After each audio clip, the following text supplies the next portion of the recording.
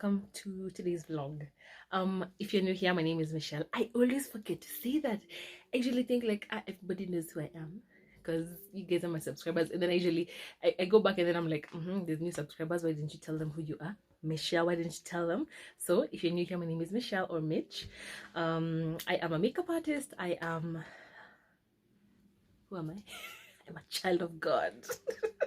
Whenever have you ever had like one of those things that like in the interviews, and then the interviewer asks you, so tell us about yourself, and then you're like, who am I?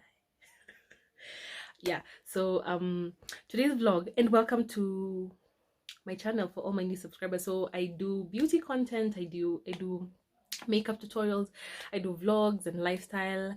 I do like just my motherhood journey, and I take you guys along with me. And in today's video, it's gonna be slightly different. I've done a day in my life as influencer edition. I've done a day in my life mommy edition. So today I want to do a day in my life makeup artist edition. So it's basically taking you guys to work with me. So it is Friday, is it the 14th or the 15th? 18th. Yeah, it's Friday the 18th of March. Tomorrow I have a bridal appointment. I have a bride that I'm doing, and also two maids. Is it 2 or 3 maids? 2 maids. Yes, a bride and 2 maids. And I think I booked this. Did I book it in January or December? And in my mind I thought it was so far away. I was like, March? Gosh, it's like in 5 years. It's tomorrow. It is tomorrow. So I wanted to show you guys how I pack. I don't know why I think it's interesting, but I just wanted to show you guys how I pack and what I pack, because I've also noticed that initially, like when I was starting out in my makeup journey, I would pack everything, even things that I wouldn't need, just to make the client know I know what I'm doing. And in hindsight, it was way too much work for me. So nowadays I tend to, whenever I get a client, and this is tip number 1, because this is also like a tips and tricks if you're a makeup artist or even just a service provider in whatever field that you're in. So number 1, what I like to do, which I think is a bit unconventional, but it works. So number 1, I would ask the client to send the picture of her or whoever it is that I'm doing. So for this one, she sent a picture of her and also her 2 maids, so I know the range of the foundation that I'm supposed to carry. The good thing with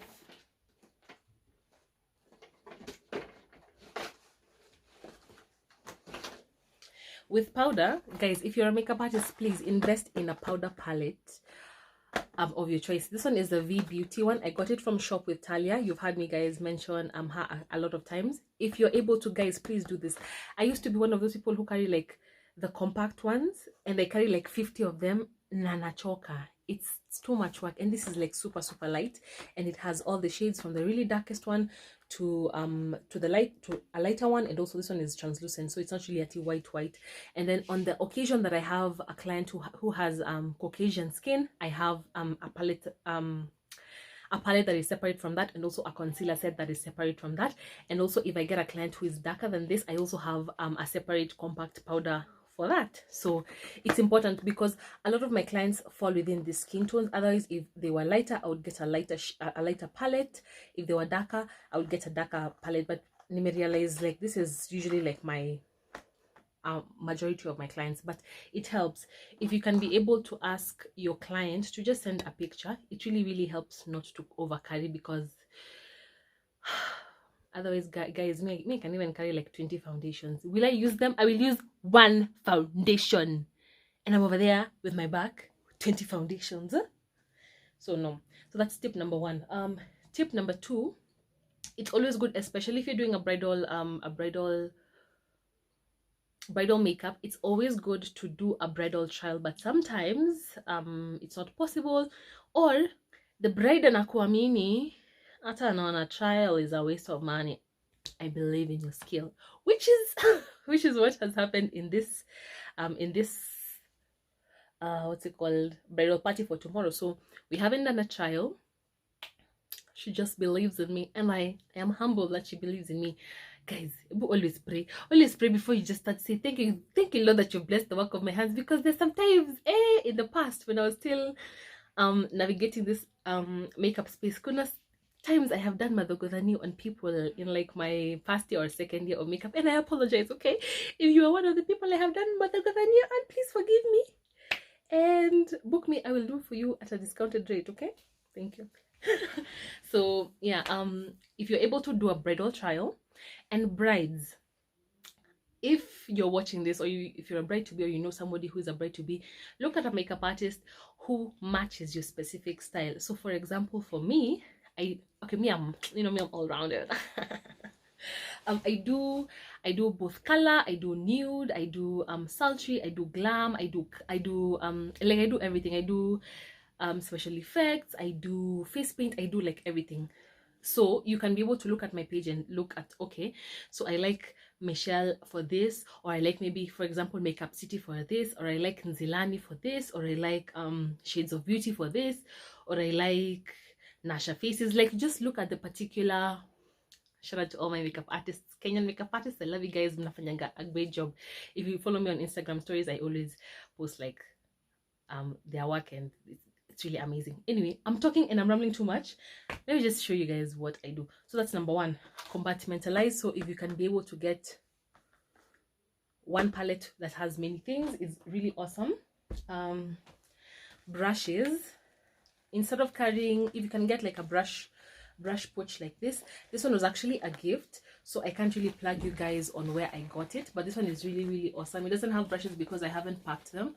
These are just the ones that had remained, so I want to pack this whole set. I think this, when I pack the whole of it, it will be enough for three people. Yeah. And then also, guys, you want to make sure that if you, for whichever number of clients that you have, you pack enough for them so that you don't end up using the same brush on two people, just for hygiene purposes.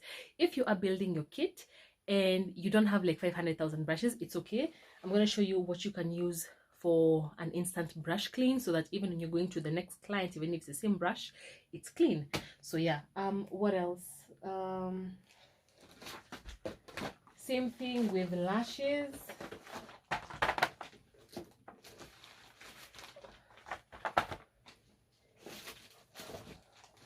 So like there's different lash styles. So most of the time for bridal, they will do like something a bit lighter like this. But it always helps to carry a dramatic pair, because a lot of times that I have found when they do bridal makeup, and then the makeup, the eyes are super simple, they usually want a dramatic lash. Some of them, not all of them. So it always helps to carry sets, as opposed to the, the individual ones. If you have the individual ones and you get something like this, transfer them into something like this, it will be much easier to carry just this as opposed to the individual one. These ones are also, this is also another example of a lash book. So usually when I finish with this, I wouldn't throw it away. So any other sets that I get, I just fill them up. And if I buy, because the lady who usually sells to me has sometimes individuals, I will just buy the individual, stock them up here, and then it's easier to carry. For foundations, I haven't really found an easy way, just because I really love liquid foundations. These are actually the Divas Cosmetics new flawless foundation range. I absolutely love them. Not a sponsored ad, guys. I actually do love them. I think me one in all my videos, all of them, I usually use something Divas Cosmetics. It's really awesome. So the thing with this one, they're usually a bit bulky, yes, but then again, if you ask for somebody's skin tone, you'll be able to carry their specific shade. And I recommend, because sometimes pictures, editing and lighting and what have you, so whatever shade you think they are, carry one shade or two shades darker and lighter than that, just so that you can be on the safe side. And also because we are African and we have most of us tend to have hyperpigmentation and different shades on our faces, like over here you're darker, over here you're lighter. It helps to carry a couple of shades katikati. Yes, so let me just do a little time lapse of everything and then show you guys everything. I hope like the tips and pieces like really helped. Yeah.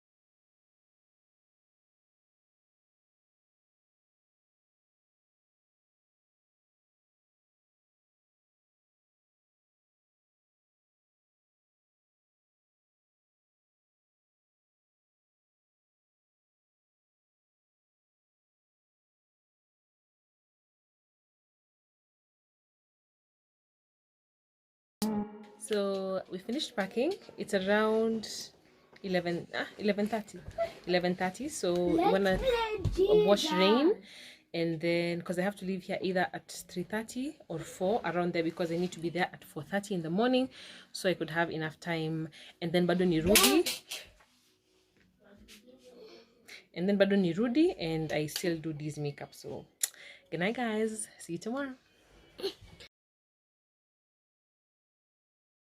Good morning, guys.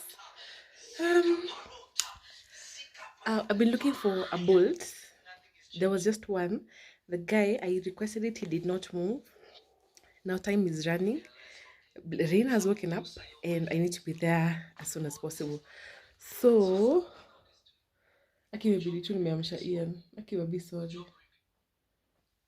Look at how sleepy he is. Gotta do what you gotta do, okay? So I don't know, because we hadn't planned for this. My plan was go and then come back. So now that we're going with Rain, I don't know how we're gonna do it, but let's just go and go with the flow of things, okay? Okay.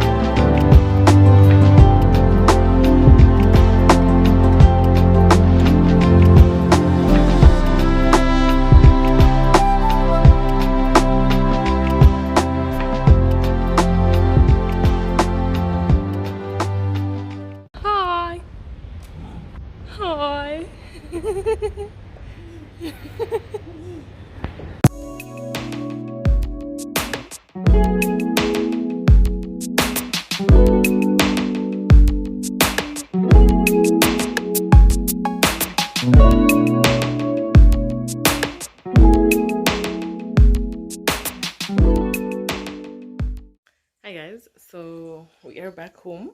I ended up taking a really long nap because I woke up really early. I think 2 hours. So I slept at 1, Jana Lala 1, and then woke up at 3. Tried to get a cab, couldn't get a cab. So Ian had to take me, and you guys saw like the whole thing, and Rain started crying in the middle. Oh my gosh, it was so hectic.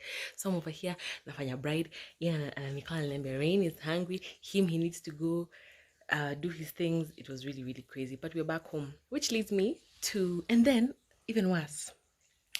I was supposed to do Dee's makeup I was supposed to be back here at like 7:30, do her makeup at 8, but now because I didn't find an Uber in time, and I got there a bit late, I ended up doing it late, and then now there's also like some delay with applying contacts and just like a whole bunch of things. So we ended up coming back here much later, and then I was supposed to do Dee's makeup at 8. We were there at 8. I was still doing somebody's makeup. But the good thing, niliambiwa alichelewa. She got here at 10 and she wouldn't even be able to do her makeup. So she just came and picked the hair and went. So at least that worked out for my benefit because I really didn't want to disappoint her. Yeah. So, which was something also that I wanted to share with you guys as a freelance makeup artist.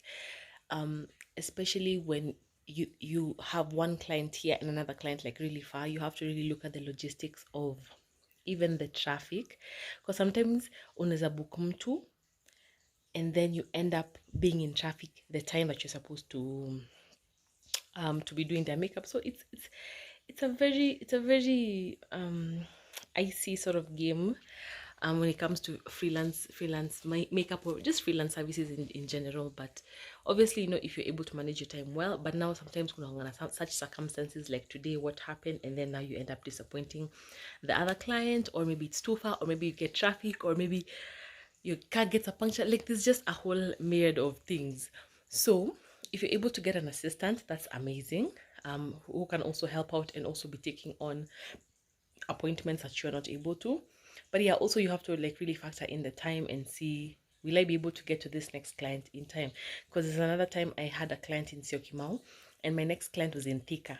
Guys, I don't know how long it took me on the road for it by the time I got to the client in Thika. But yeah, that was just basically a day in my life, half of what we were supposed to do, but it's okay. I really enjoyed myself. I feel like the Uber thing really sort of messed me up in the morning kidogo, because I like now had to rumble with everybody's schedule, and then Rain was supposed to stay home and we ended up going with him, and then it was just a whole lot of a mess, but thank God at least. So yeah, I think I'm gonna end the vlog here, guys. Sorry guys, a little side note. I realized when I was editing that I hadn't mentioned a couple of things as well in regards to bridal makeup. So number one is also make sure if you are able to get a foundation palette or a powder palette that has many colors, that would also be beneficial, especially a foundation palette, because sometimes you go to a bridal party and then maybe the mother of the bride wants her makeup done, or the aunties or the cousins or just someone. So don't only carry those exact shades that the way I was telling you. Just carry a couple of shades darker and lighter, just in case you get an extra client over there. And then also make sure to factor in the time that it would take you to do their makeup, and if it would eat into your next client, if you have a next client, and just see how to be able to juggle that. Another thing when it comes to bridal makeup and just makeup in general, before you do the look, if the client maybe gives you a bit of leeway and tells you, just do you, always just make sure you don't also go overboard. So ask, okay, so do you like color? Do you not like color? Do you want us to go ham on the eyes and a little subtle on the lips, or vice versa? So even if somebody tells you to just do you, make sure you don't overdo it, because I've found that a lot of times, because for me, I really love color, so somebody would tell me just do you, maybe I will do a rainbow color on your eye and then I realized that maybe doing me just means just because they're not really used to makeup, I shouldn't go too ham. So I would end up going with something a little more subtle, and if they're into something a little extra, maybe I would go in with some pressed glitter, or just something, or maybe like a colored under eye eyeliner, just to spruce up the look. But yeah, whenever someone tells you to go, to just do you, don't overdo it. And also ask them, do you like color, do you not like color, what specific kind of look do you envision yourself having, you know, just things like that really help, so that you don't end up doing the whole look and then they tell you, which has happened to me by the way before in like my earlier makeup days. You do the whole look and then they tell you, I don't like it, and then now you have to wipe it down. Mind you, you don't have time, and maybe you have like a whole lineup of other people that you need to do makeup on. So that's another tip that I would give you for just makeup in general, not just only bridal makeup. Another thing is, usually when like for example the aunties or the cousins want their makeup done, most of the time I've found that they don't want the full thing, like they don't want the full rate. So ask them, okay, what do you want to do? Most people just want like a little bit of the eyes, a little foundation and powder, and the lippy. So have also a separate rate for that. So usually when you're giving your bridal quotation, you give the quotation for the bride, which is usually separate, just because the work on the bride takes longer. Like even for my earlier bride, I had to go in with cleansing, I had to go in with a scrub, I had to go in with a mask. There's usually the pre-prep that goes into it, and also even the application process for the bride. For me, for my brides, I usually do a little more steps, just to make sure that the makeup really lasts long and also really looks nice. And also, not to mention, sometimes you have to factor in bridal trials and just a whole bunch of things that comes with bridal makeup. And what was I saying? So yes, it's important to have a rate card for not only the bride, for the maids, and also the mother of the bride, or anybody who wants light touch-ups. And also guys, please be careful. I know it doesn't sound like a big deal, but I found that often when I go to weddings, there's usually like that family member who just wants you to just touch their face kidogo for free. Guys, makeup products cost money, so you need to ask, because I've found myself pinching myself so many times, whereby like somebody tells me nishikashika tu kidogo tu, just a little bit, and then I do just a little bit, and then I look at them like so maybe they'll ask how much is it, and then maybe because it's a very light thing, I'll maybe say maybe I say 2,000 or 1,500, and they're like, what? But sini kidogo tu mami yake hiyo nifanyie tu for free. So always make sure you have that conversation of, okay, it's a light bit, but how much are you willing to pay? Somebody can be willing to pay you 500 bob, 1,000 bob. So make sure you do the makeup according to that price list, and not overdo it and then come and have a clash with them after you do the makeup and they look nice and now they want to insist that it's just a light bit. Guys, always ask, especially if it's somebody who is not affiliated to the bride. And by that I mean the bride hasn't catered for them, ama you've not talked about it with the bride or whoever has booked you. It's important, just talk to that person, whoever it may be. Say, okay, so what's your budget for this, and then you do their makeup according to that budget, which maybe is like a little foundation, a little lipstick, and maybe some brow shading. So yeah, depending on whatever that they want. What else? Another thing is factoring in the time taken, and also like really sitting down and having the terms on the table. So by that, for example, I mean, if you are doing bridal makeup, then don't assume that the bride knows. And I have done this so many times. Don't assume. If, for example, you have a separate charge for touch-ups later on, if you charge an hourly rate or 2 hourly, whatever, make sure that the bride knows, so that she doesn't think that the amount that you're charging is inclusive of touch-ups later on, because I found that a lot of times people haven't budgeted for the extra touch-ups. Yeah, so just make sure that you let the bride know. So I charge XYZ, and this caters for this and this, and if you would like also for me to stay, then for an hourly, for per hour, I would charge you XYZ amount of time. Because as a makeup artist, and I have done this so many times, I've ended up going to bridal parties, and then I go with them, and then I stay the whole day, and then I realize that I've missed maybe 3, 4, 5 appointments, which should have made me like so much more money. And that time I wasn't even charging for the extra time for touch-ups. I would just include my touch-up rate within the rate. which right now in hindsight, it's better to charge an hourly rate, because most of the time they usually just need touch up for the photo shoot, after the reception, and maybe when they're when they're going into the venue.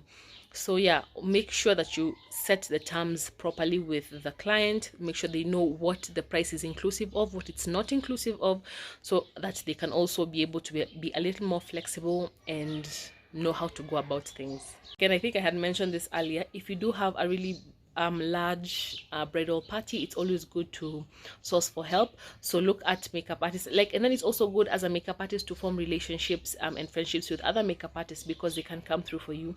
So number one, when you're choosing an assistant for your makeup, make sure that you actually like their makeup, okay? Because if the bride has booked through you and then the other makeup artist doesn't do as good a job as you, then they end up feeling like they're not getting their money's worth. So always make sure that whoever you approach as your assistant does a really good job and it's satisfactory to you, so that you know that also for your bride or for your client, it's also going to be satisfactory to them. And then also make sure you discuss the rate. Okay, so for example, I've called you on for this job, so how much do you usually charge normally? And then now from there you find out how you can be able to split the money according to the number of people that she does, and also factoring in the fact that it's you who has brought in the business. Some people do that, some people don't do that. They just do, okay, so this is your charge, this is what I'm charging the bride, so you take the whole thing.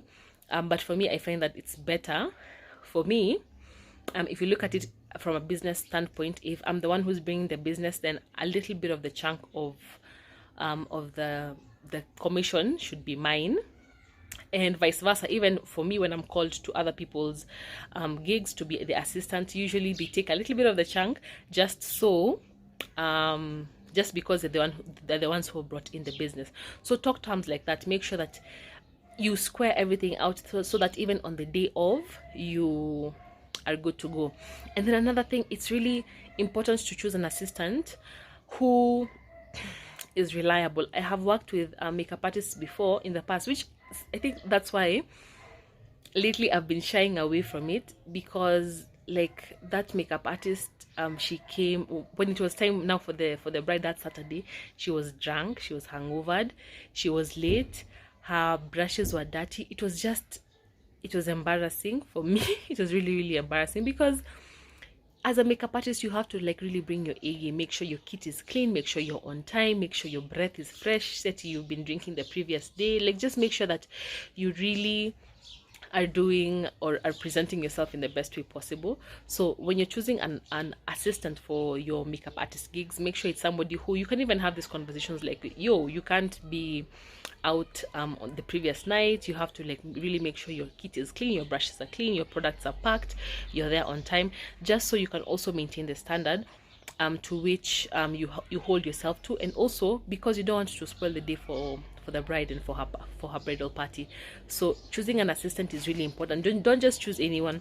Don't just choose your cousin, no. Just, even it might be your cousin, yes, but make sure that their work ethic is really up to par with what you would like even you yourself to experience, let alone an outsider, a bride who has booked you to experience.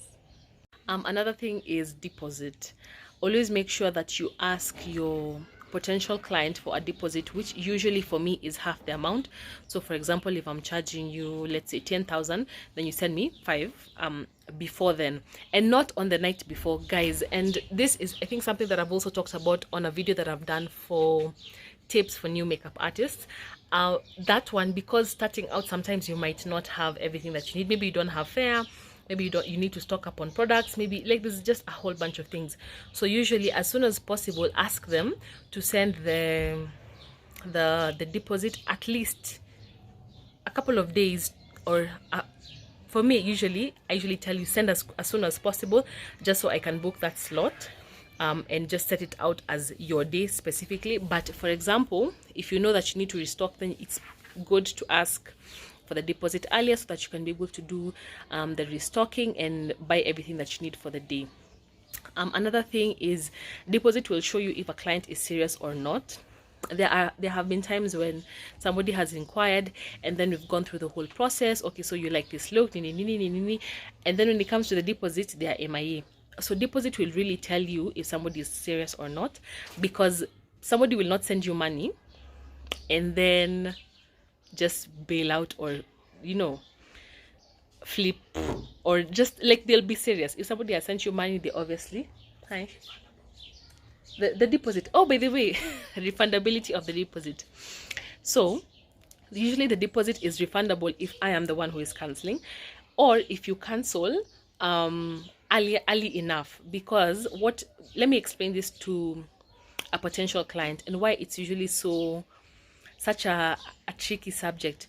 Because you see, when you pay the deposit, you're not just paying me as for the service, you're also paying me to slot out that specific time for you.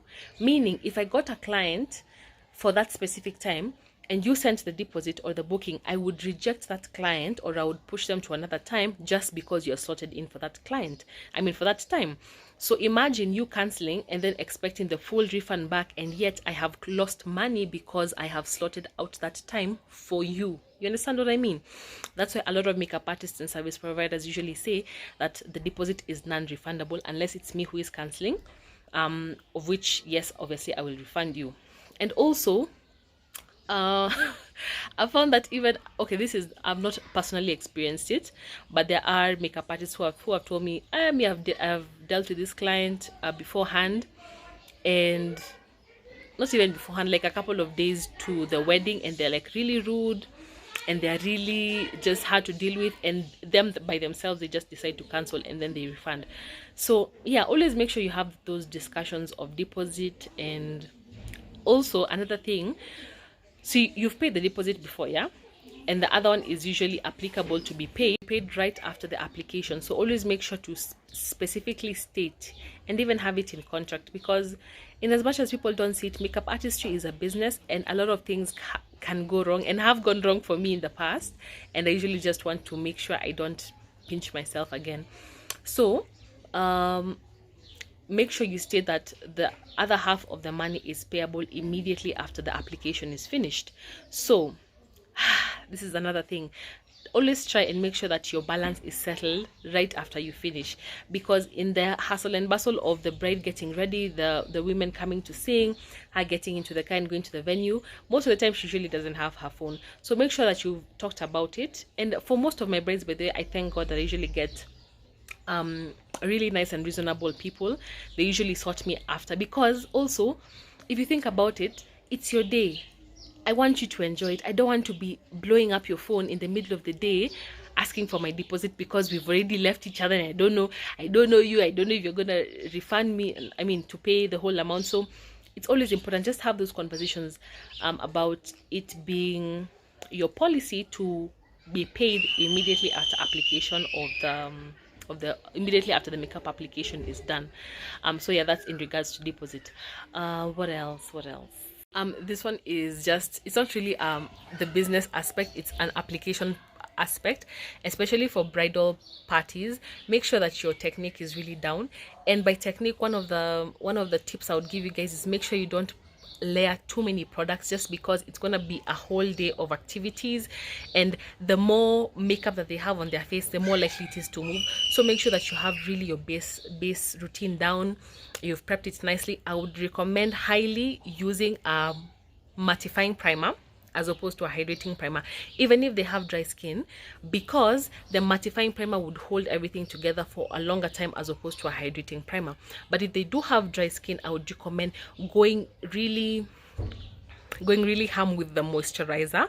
Obviously, it has to be a moisturizer that sits well underneath makeup, and then going on again with a mattifying primer, and making sure that even as you're setting the face, you're using hydrating setting spray. Does that make sense? Like, it's about balancing it out. So if you have dry skin but you don't want to, but for example, if you have dry skin and you know you're going to go through a whole day of activities, number one, make sure, I'm talking now to the makeup artist, make sure you really moisturize to counter that the dry skin, but still use a mattifying primer. This is for me, in my experience. Maybe your experience is different, but I recommend that, especially like right now in Nairobi with this weather. the sweating is a lot. So go in with a nice layer of moisturizer, and then the mattifying primer, then your base products, such your foundation, your concealer, powder, and everything, and then going in with a hydrating setting spray, just to balance out the mattifying and the dryness of your skin and the hydration. You understand what I mean? I would recommend that. If you found something else works different from you, please comment down below in the comments. Let's learn from each other. And yeah, that's in as much as far as application is concerned. Always try and make sure, if it's a whole day of activities, always try and make sure you go in with mattifying products, and also products that feel comfortable on their skin. It's been a very short vlog, but this is just a snippet of a day in my life as a makeup artist. I'm going to be doing more and more as I take on more bookings, because right now I think every time that I take on a booking and then it gets so overwhelming, like with the baby and with logistics, I'm usually just like, am I really ready to go back to taking bookings? Oh. But at least he's 6 months now, so he's less and less dependent on only breast milk. He can be able to eat. But yeah, hopefully I can do a lot more day in my life as a makeup artist, and I also share tips with you guys who are aspiring makeup artists or new makeup artists, or you're just looking to get into the game of it, whether in freelance or having a studio. So yeah, I hope you guys enjoyed watching this video. If you enjoyed, don't forget to share and give it a thumbs up, and until next time, bye guys.